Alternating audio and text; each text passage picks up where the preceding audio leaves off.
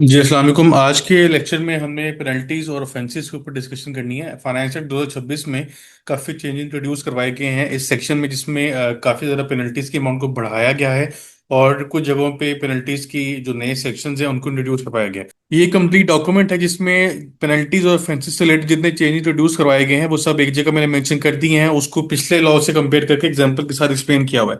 ये डॉक्यूमेंट आप एक्सेस कर सकते हैं, व्हाट्सएप चैनल का लिंक मैंने डिस्क्रिप्शन में ऐड किया हुआ है, आप उसको फॉलो करें और वहां पे डॉक्यूमेंट आपको कंप्लीट मिल जाएगा और आप उसको एक्सेस कर सकते हैं और स्टडी कर सकते हैं। आज के लेक्चर में हम जिस टॉपिक के ऊपर डिस्कशन करेंगे उसमें रिटर्न फाइलिंग के ऊपर डिस्कशन होगी। अगर आप रिटर्न अपनी लेट फाइल करते हैं तो पहले कितनी अमाउंट पेनल्टी की पे करनी पड़ती थी और अब नए लॉ के मुताबिक आपको कितनी अमाउंट पे करनी पड़ेगी।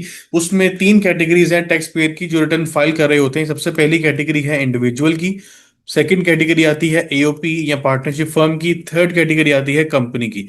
तो सबसे पहले अगर हम इंडिविजुअल की बात करें, उसमें प्रीवियस जो लॉ था, अगर आपने रिटर्न लेट फाइल की है तो सबसे पहली चीज ये होती है कि आपको लेट फाइलर से नॉर्मल फाइलर कैटेगरी में आना है, एटीएल में आप नाम अपना इंक्लूड करवाना है। तो एटीएल सरचार्ज आप पे करते थे इंडिविजुअल कैटेगरी में 1000 रुपीज। अब ये जो नया लॉ आया है उसमें इसको बढ़ा के 25,000 कर दिया गया है। इसका मतलब है कि अगर आप अपनी रिटर्न लेट फाइल करेंगे तो जो पहले आप 1,000 पे करके अपना नाम फाइलर कैटेगरी में ऐड करते थे, वो अब आपको 25,000 पे करना पड़ेगा अपना नाम फाइल कैटेगरी में शामिल करने के लिए। सिमिलरली अगर एओपी के लिए देखें तो एओपी के लिए पहले आप 10,000 पे करते थे और अब आप जो नया लॉ है उसमें अगर आप रिटर्न लेट फाइल करेंगे तो आपको 50,000 पे करना पड़ेगा अपना नाम एटीएल कैटेगरी में शामिल करने के लिए। कंपनी में पहले 20,000 की पेमेंट होती थी जिसको बढ़ा के अब 1 लाख कर दिया है। तो एक मैसिव इंक्रीज है रिगार्डिंग एटीएल सरचार्ज जो नए लॉ में इंट्रोड्यूस करवाया गया है। इसके अलावा दो तरह की टैक्सेस या पेनल्टीज और हैं जो कि आपको पे करनी पड़ती हैं अगर आप अपने रिटर्न लेट फाइल कर रहे हैं। ये तो एटीएल से चार्ज था कि आपने रिटर्न लेट फाइल की लेकिन आप फाइल कैटेगरी में आना चाह रहे हैं, तो ये उसके अमाउंट है जो आप पे करेंगे। 25,000 की अमाउंट जो नई इंट्रोड्यूस करवाई गई है एटीएल की, इसको एक इंडिविजुअल कैटेगरी में एग्जाम्पशन अवेलेबल है, बाकी किसी कैटेगरी में अवेलेबल नहीं है। लेकिन उसके लिए एक कंडीशन मीट करना जरूरी है। वो कंडीशन क्या है और किस तरह आप इस अमाउंट को अवॉइड कर सकते हैं, इसके बारे में हम वीडियो के लास्ट में डिस्कस करेंगे। अब आपने लेट रिटर्न फाइल करने की जो पेनल्टी पे करनी है वो उसके एक मिनिमम थ्रेशोल्ड है। इंडिविजुअल के लिए मिनिमम अमाउंट ऑफ पेनल्टी है 10,000 अगर वो सैलरीड क्लास के अंदर है। अगर वो सैलरीड क्लास में नहीं है तो फिर उसके लिए पेनल्टी की अमाउंट है मिनिमम 50,000। और यहाँ पे एक ही मिनिमम अमाउंट है जो कि 50,000 आती है। कंपनी के लिए भी 50,000 की मिनिमम अमाउंट है जो आप पे करेंगे अगर आप अपनी रिटर्न लेट फाइल करते हैं। इसके साथ साथ एफबीआई ने पेनल्टी कैटेगरी के अंदर एक जो चीज इंट्रोड्यूस करवाई हुई है उसके अंदर आपको पेनल्टी की अमाउंट कैलकुलेट करने का तरीका बताया। एफबीआर ये कहता है कि अगर आपने रिटर्न लेट फाइल की है तो मैं टैक्स पहले कैलकुलेट करूंगा कि आपका कितना बनता है, उसके ऊपर पेनल्टी कैलकुलेट करूंगा। तो आपकी पेनल्टी निकलेगी 0.1% ऑफ योर टैक्स पेबल। जितना आपका टैक्स पेबल था उसका 0.1%, इसको वो कंपेयर करेगा 1,000 rupees per day of late filing. For example आपने 30 दिन रिटर्न लेट फाइल की, एक महीना था, तो 30 दिन के हिसाब से बनता है 30,000। 30,000 को कंपेयर करेगा 0.1% ऑफ द टैक्स पेबल। अगर आपकी वो अमाउंट 30,000 से ज्यादा है ये वाली, तो ये आपको पे करनी है लेट फाइलिंग में, वरना आपको ये वाली अमाउंट पे करनी होगी। और इसको वो फर्दर कंपेयर कर रहा है मिनिमम अमाउंट से। फॉर एग्जाम्पल आपने 5 दिन का डिले किया तो 5,000 रुपया बनता है और यहाँ पे 0.1% बनता है 6,000 रुपये, लेकिन मिनिमम जो पेनल्टी है वो 10,000 इंडिविजुअल के लिए। अगर वो सैलरी क्लास के तो 10,000 उसको पे करना पड़ेगा और अगर दूसरी कैटेगरी में तो 50,000 है।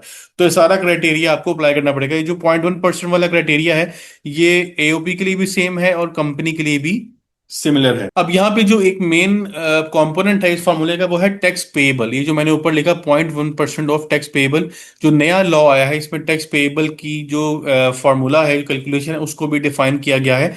टैक्स पेएबल ये तीनों कैटेगरीज के लिए अप्लाई होगा, इंडिविजुअल, एओपी एंड कंपनी।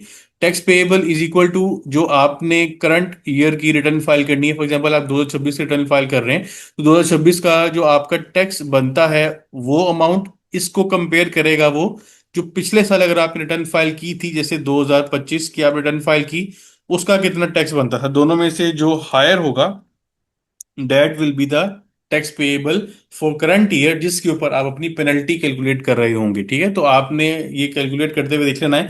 अगर आप पहली रिटर्न फाइल कर रहे हैं तो फिर करंट ईयर का टैक्स निकलेगा, उसका 0.1%। अगर आप पिछली रिटर्न फाइल की थी और वो इस साल के टैक्स से ज्यादा है तो पिछले साल का 0.1% लेंगे, उसको फिर आप कंपेयर कर रहे होंगे 1000 पर डे से, और फिर वो उसकी पेमेंट आप कैलकुलेट करेंगे इंडिविजुअल कैटेगरी में, एओपी कैटेगरी में और कंपनी की कैटेगरी में।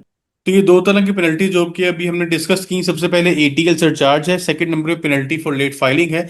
एक थर्ड कैटेगरी ऑफ पेनल्टी भी आपके ऊपर अप्लाई होगी अगर आपने रिटर्न लेट फाइल की है, वो है आपका डिफॉल्ट सरचार्ज। अब डिफॉल्ट सरचार्ज क्या होता है कि आपने लेट से जो अमाउंट पे करनी थी टैक्स की रिटर्न फाइलिंग के साथ वो थी 10,000 रुपये, वो आपने रिटर्न फाइलिंग की 10,000 रुपये पे नहीं हुआ, तो फॉर एग्जाम्पल आपका 30 डेज के लिए वो 10,000 आउटस्टैंडिंग रहा। एफबीआर ये कहता है कि जितना आपने टैक्स पे करना था उसको मल्टीप्लाई करो काइबर +3% से, और उसके ऊपर आप नंबर ऑफ डेज का डिफॉल्ट लगा, फॉर एग्जांपल 30/365। ये जो आपका काइबर रेट है, इंटरेस्ट रेट, ये एनुअल रेट होता है। बेसिकली एफबीआर कह रहा है कि 10,000 के बदले में आपने मुझे 30 दिन पेमेंट लेट की है तो 30 दिन का इंटरेस्ट मुझे इसके ऊपर चाहिए, वो आपका है डिफॉल्ट सरचार्ज। फॉर एग्जाम्पल यहाँ पे आपका अभी काइबर चल रहा है 12%, तो 15% का रेट यहाँ पे लगेगा +3% करके। 10,000 इंटू 15% आपका बनता है अराउंड 1,500 रुपया। 1,500 को आप मल्टीप्लाई करेंगे 30/365 से, जो भी एक एक्स अमाउंट निकलेगी, फॉर एग्जांपल यहाँ पे निकलता है आपका 200 रुपया निकलता है, तो 200 रुपया आप एक्स्ट्रा पे करेंगे 10,000 के ऊपर, जो कि आपको लेट पेमेंट फी है आपको पे करनी पड़ेगी। ये फार्मूला तीनों कैटेगरीज में अप्लाई होता है। तो ये आज की the detailed video थी regarding the penalty and default surcharges for late filing of income tax return। इसमें इंडिविजुअल एओपी कंपनी को हैवी फाइन्स पे करने पड़ेंगे अगर वो अपनी रिटर्न टाइम पे फाइल नहीं करते। रिटर्न फाइल करने की last date individual and AOP के लिए 30 सितंबर है, जबकि कंपनीज के लिए 31 दिसंबर है, जो कि नॉर्मल टैक्स ईयर में फॉल कर रही हैं। अच्छा, लास्ट में डिस्कस कर लेते हैं कि 25,000 की अमाउंट हम किस तरह अवॉइड कर सकते हैं एक इंडिविजुअल कैटेगरी के लिए। तो उसके लिए एफबीआर ने सिंपल एक कंडीशन बताई है कि अगर आप एक इंडिविजुअल कैटेगरी में हैं और आप ये मुझे एफिडेविट देते हैं, अंडरटेकिंग देते हैं, अंडरटेकिंग होगी आपको ऑब्वियसली किसी एफिडेविट के ऊपर, उसके ऊपर वो अंडरटेकिंग क्या मांग रहा है आपसे, वो ये कह रहा है कि आप मुझे लिख के दें साइन करके और अपना सीआरएफ नंबर मेंशन करके बताएं कि आप 6 महीने तक, अंडरटेकिंग देने की डेट से 6 महीने तक आप उसकी कोई ट्रांजेक्शन नहीं करेंगे प्रॉपर्टी से रिलेटेड। 6 माह तक आप ऐसा कोई काम नहीं करेंगे जिसमें प्रॉपर्टी की बायर की वाली साइड पे ट्रांजेक्शन हो और उसमें आप बेनिफिशियरी बन रहे हो। अगर आप अंडरटेकिंग देते हैं एफबीआर को तो फिर उस केस में वो आपको कहता है कि 25,000 की अमाउंट आपको वेव ऑफ हो जाएगी, आपको पे करने की जरूरत नहीं है। सिर्फ जो पेनल्टी बनती है टैक्स पेबल के हिसाब से वो पे करेंगे, बाकी आपको एटीएल के ऊपर एग्जाम्पशन मिल जाएगी अगर आपने ये अंडरटेकिंग दे दी कि आप 6 माह तक प्रॉपर्टी की ट्रांजेक्शन में इन्वॉल्व नहीं होंगे। इंशाल्लाह नेक्स्ट वीडियो में टॉपिक ऑफ डिस्कशन हो के अपने ध्यान रखिएगा। अल्लाह हाफिज।